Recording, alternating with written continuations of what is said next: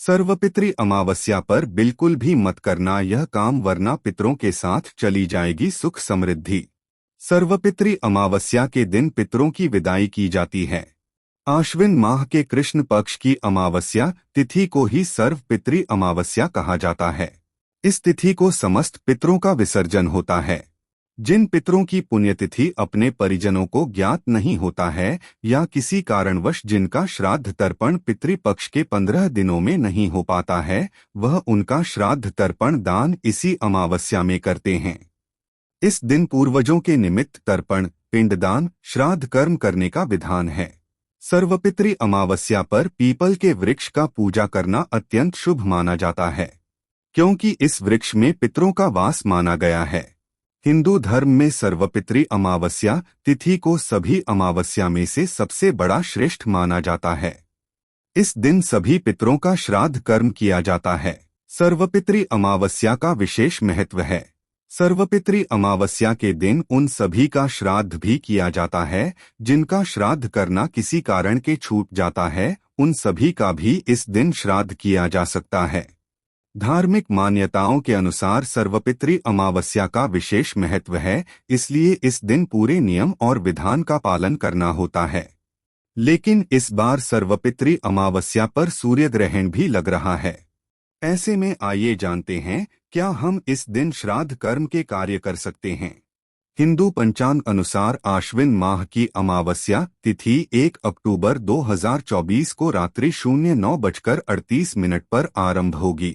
वहीं इस तिथि का अंत 2 अक्टूबर को रात्रि 2:19 पर होगा।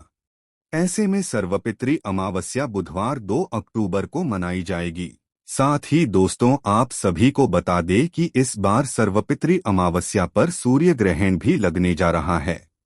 सूर्य ग्रहण का आरंभ 1 अक्टूबर को रात में 9:40 पर आरंभ होगा और रात में 2 अक्टूबर की मध्य रात्रि 3:17 पर सूर्य ग्रहण समाप्त हो जाएगा। इसके अलावा सर्वपितृ अमावस्या पर पितरों का श्राद्ध करने के लिए ये मुहूर्त शुभ माने गए हैं। कुतुब मुहूर्त सुबह 11:46 से दोपहर 12:34 बजे तक। रोहिणी मुहूर्त दोपहर 12:34 से दोपहर 1:21 तक। अपराह्न काल दोपहर 1:21 से 3:43 तक। वैदिक पंचांग के अनुसार आश्विन माह में पड़ने वाली कृष्ण पक्ष की यह अमावस्या तिथि 1 अक्टूबर 2024 को प्रातः 9:34 प्रारंभ होकर 2 अक्टूबर 2024 को 24:18 बजे समाप्त होगी। उदया तिथि के अनुसार 2 अक्टूबर को अमावस्या की पूजा होगी। इस दिन कुतुब मुहूर्त सुबह 11:45 बजे से दोपहर 12:24 बजे तक है। उसके बाद रोहिणी मुहूर्त दोपहर 12:34 बजे से दोपहर 1:34 बजे तक होगा। कुतुब और रोहिणी मुहूर्त के अलावा दोपहर में तर्पण करना भी शुभ माना जाता है। दरअसल तर्पण पूजा दोपहर में ही होती है। ज्योतिषियों के अनुसार दोपहर के समय किया गया तर्पण पितरों द्वारा स्वीकार किया जाता है। सर्वपितृ अमावस्या में तर्पण का मुहूर्त 2 अक्टूबर को दोपहर 1:21 से अपराह्न 3:43 बजे तक है। दोस्तों, आपको सर्वपितृ अमावस्या पर कुछ विशेष बातों का ध्यान जरूर रखना चाहिए। कुछ कार्य ऐसे होते हैं जिन कार्यों को भूलकर भी सर्वपितृ अमावस्या पर नहीं करना चाहिए। अगर आप इन कार्यों को सर्वपितृ अमावस्या पर करते हैं तो आपके पितरों की विदाई के साथ साथ आपके घर की सुख समृद्धि भी आपके पितरों के साथ चली जाती है, जिससे आपके पितर आपसे नाराज हो सकते हैं और आपको पितृदोष भी लग सकता है। इस वीडियो में मैं आपको बताऊंगा कि सर्वपितृ अमावस्या का तर्पण करने की विधि क्या है और इस दिन कौन से कार्य बिल्कुल भी नहीं करने चाहिए। तो चलिए सबसे पहले जान लेते हैं कि सर्वप्रथम अमावस्या पर तर्पण करने की विधि क्या है। आप जिस स्थान पर तर्पण करने जा रही हैं उसे गंगजल से शुद्ध करें। इसके बाद एक दीपक जलाएं। आपको जिस व्यक्ति का तर्पण करना है उनकी फोटो चौकी पर स्थापित करें। मंत्रों का जाप करके पितरों का आह्वान करें। जल से भरा लोटा लें और पितरों का नाम लेते हुए फोटो के सामने जल चढ़ाएं। घी, दूध और दही को साथ में मिलाएं और फिर उसे जल में अर्पित करें। इस दौरान तर्पयामी मंत्र का उच्चारण करें।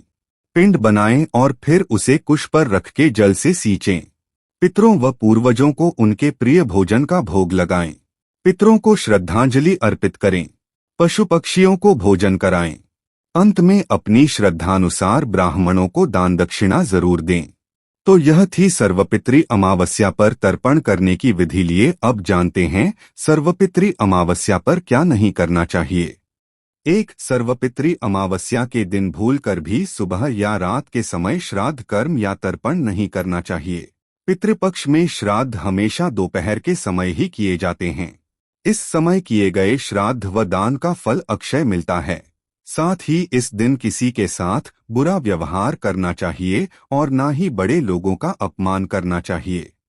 2. सर्वपितृ अमावस्या के दिन भूलकर भी मांसमदिरा का सेवन न करें। पितरों को बहुत पवित्र माना जाता है, इसलिए ऐसा बताया जाता है कि उन्हें मांसमदिरा का सेवन करने वालों से घृणा हो जाती है। यह पितृदोष का कारण बन सकता है, इसलिए सर्वपितृ अमावस्या को मांसमदिरा के सेवन से बचें। 3. इस दिन नाखून व बाल नहीं काटने चाहिए। कई लोग ऐसा मानते हैं कि पितरों को विदा करने के बाद नाखून काट सकते हैं, लेकिन आपको बता दें कि ऐसा करने से आपको पितृदोष के भयानक परिणामों को भुगतना पड़ सकता है। जब तक सर्वपितृ अमावस्या की रात खत्म नहीं होती है, तब तक गलती से भी नाखून व बाल न काटें। 4. सर्वपितृ अमावस्या के दिन जो कोई भी व्यक्ति आपके घर दान दक्षिणा लेने आए, उसे खाली हाथ नहीं लौटाना चाहिए। आप जितना दान या दक्षिणा देने में समर्थ हो उतना जरूर करें। 5. इस दिन किसी के साथ अन्याय न करें। चाहे कोई इंसान हो या जानवर, उसके साथ बदसलूकी या हिंसा का व्यवहार अच्छा नहीं माना जाता है।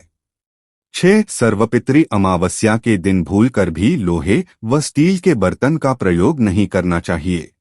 आप इस दिन पीतल के बर्तनों का प्रयोग कर सकते हैं। साथ ही ध्यान रखना चाहिए कि पितरों को अर्पित किए जाने वाला भोजन का ना तो भगवान को भोग लगाना चाहिए और ना ही उसको चखना चाहिए। 7. सर्वपितृ अमावस्या के दिन पितरों की पूजा में लाल व सफेद रंग के तिल का प्रयोग नहीं करना चाहिए। पितरों के तर्पण व श्राद्ध कर्म में हमेशा काले तिल का प्रयोग करना चाहिए। साथ ही ध्यान रखें कि पितरों को हमेशा अंगूठे से जल व अन्न दिया जाता है। पितरों की अन्न जल उंगली से ना दें। 8. सर्वपितृ अमावस्या के दिन भूलकर भी गृह क्लेश नहीं करना चाहिए। ऐसा करने से पितर नाराज होकर चले जाते हैं। साथ ही ध्यान रखें कि श्राद्ध में चना, मसूर, जीरा, काला नमक, बासी, अपवित्र फल का प्रयोग नहीं करना चाहिए। 9. सर्वपितृ अमावस्या के दिन भूलकर भी झूठ बोलना, सट्टा लगाना, वाद विवाद करना, छल कपट करना, चोरी करना आदि अनैतिक कार्यों को करने से बचना चाहिए। ऐसा करने से पितर नाराज हो जाते हैं और जीवन में कई तरह की समस्याओं का सामना करना पड़ता है। 11. सर्वपितृ अमावस्या के दिन भूलकर भी कहीं की यात्रा नहीं करनी चाहिए। दोस्तों, आज की हमारी वीडियो आपको कैसी लगी हमें कमेंट करके बताएं। अगर आपको हमारी वीडियो अच्छी लगी हो तो कमेंट बॉक्स में जय मां लक्ष्मी जरूर लिखें। भगवान आप सब पर कृपा बनाए रखें। जय श्री कृष्णा दोस्तों।